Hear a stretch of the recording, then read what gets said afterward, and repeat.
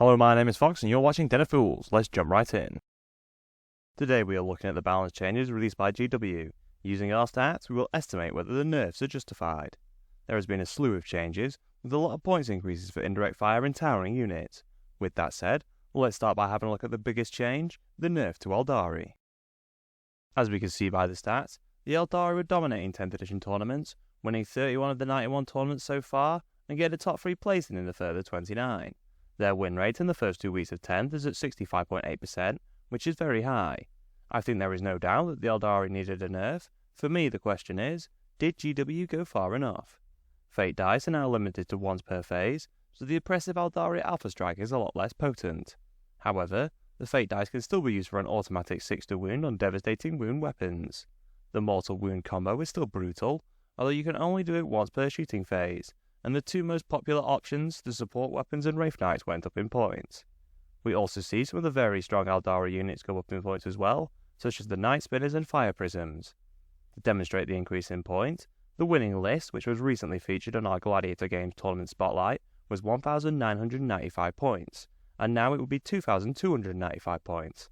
That's a very large 300 point increase, with the 3 Night Spinners going up 90 points in total due to their indirect fire, and the 2 Wraith Knights going up a whopping 105 points each. AELDARI lists will no longer spam the most broken units, and now you wouldn't want to take more than 1 Wraith Knight, if any at all. One might be worthwhile, as you can still get the automatic devastating wounds on their 2d6 damage Wraith Cannon, but they would have to roll to hit at least. They do of course get their reroll from their detachment to help with that one. They still have a lot of powerful units and abilities, but at least they will be somewhat more enjoyable to play against. I'm sure no one enjoys having their units destroyed without their opponent having to roll a single die. We will have to wait and see how the nerfs affect the AELDARI's win rate, but I personally think they will still be one of the armies to beat, if not the strongest faction.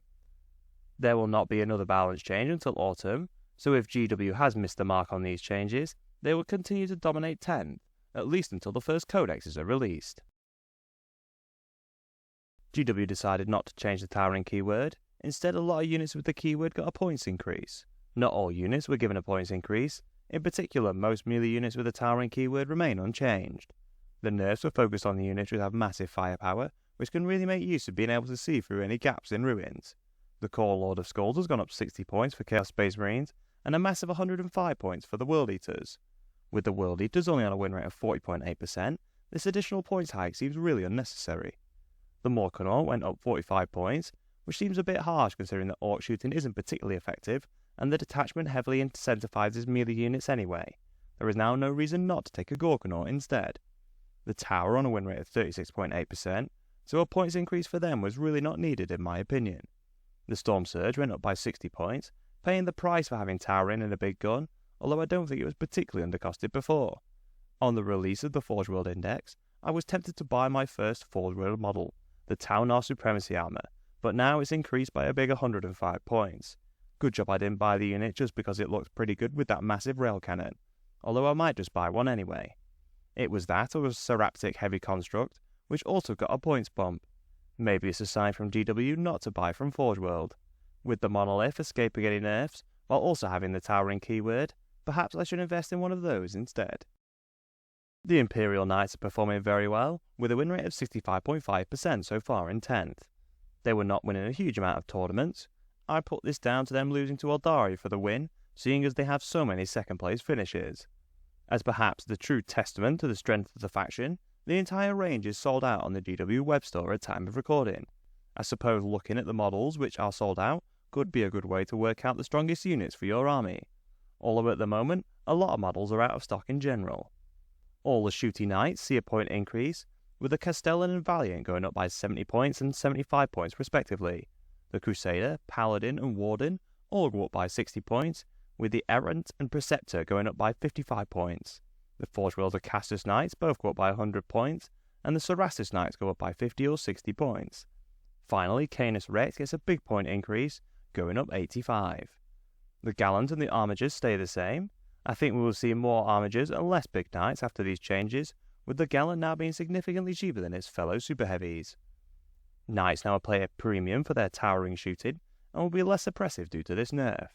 It'll be interesting to see how their win rate changes. I expect it to go down significantly, but armies without a huge amount of anti-tank will still struggle to take them on. They will still be able to shoot through the gaps in ruins, so armies won't be able to hide from their big guns unless big solid walls are widely adopted in tournaments. The Chaos Knights got some relatively similar nerfs, however, they were not performing anywhere near as well as their Imperial counterparts, with a win rate of 51.9%. I estimate that their win rate will drop significantly. It's a shame GW didn't use the opportunity to balance the Knights against each other by not nerfing the Chaos ones by quite as much. Rather than changing indirect fire, GW have increased the points on some of the most powerful units. They have increased the points cost on several indirect fire options for various armies. The Sisters Exorcist goes up 30 points, with them currently on a win rate of 38.9%, this one definitely won't help them. The Grey Knights Purgation Squad also got a points increase, going up by 25 points. Strangely enough, even the additional Marines without the heavy weapons cost more points. With the Grey Knights currently on a win rate of 42.3%, I don't think they really needed a nerf. They have increased the cost of both the Whirlwind and Desolation Marines by 25 points and 45 points per 5 models respectively. I personally think that the Whirlwind is quite good, for 150 points. Its missiles will still do well against fellow Marines, and it will be lethal when they are shooting at big 20-man squads due to blast. I still think you can't go far wrong with a Whirlwind, especially as you get that free Hunter Killer missile as well. The Desolation Marines have taken a big points increase, however they were very strong before. I don't think they are unplayable now, they can still do a lot of damage with buffs. The Space Marines were not doing incredibly well at the start of 10th, even with these previously very powerful indirect fire options. The win rates vary between the chapters, but overall they are on a win rate of 45.8%, so perhaps didn't need a nerf. Having said that, I do think the Whirlwind and Desolation Marines were undercosted, and the points increase is a fair one. At least Fearless is less likely to bring 3 Whirlwinds when we next play a game. The ASTRA Militarum see a wide range of their artillery units nerfed, all paying a bit extra for indirect fire. The 2 major changes are the Basilisk and the Manticore, which have gone up by 25 points and 20 points respectively. I'm sure these units will still see play, but perhaps they won't be spanned in the vast majority of competitive guard lists. A load more options get a point increase, including all of the Forge World artillery. The Guard currently have a win rate of 40.1%, suggesting their extensive indirect fire wasn't too overbearing. It'll be interesting to see how Guard players adapt to these changes, but it's not looking too good for them with some of their best options getting a nerf.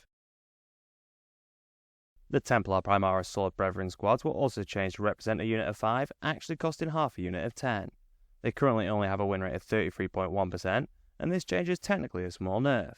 It does make sense, however. Perhaps it could have reduced the cost of taking a 10-man squad, rather than increasing the cost of taking 5. The Tyrannid Spore Mines have taken a nerf, with the Biovore going up 25 points, and the Harpy going up 60. This will mean that the Biovores are less auto-include, and Harpies will definitely not get taken in competitive lists. At least we won't see entire boards covered in Spore Mines. Finally, you can now take Death God Plague Marines in squads of 7, like they come in the box. Unfortunately, it is not a buff for them, but at least you can now field the unit as GW sells it. If you enjoyed our content, please subscribe, check out one of the videos on screen and consider using our affiliate links in the description. Thank you for watching.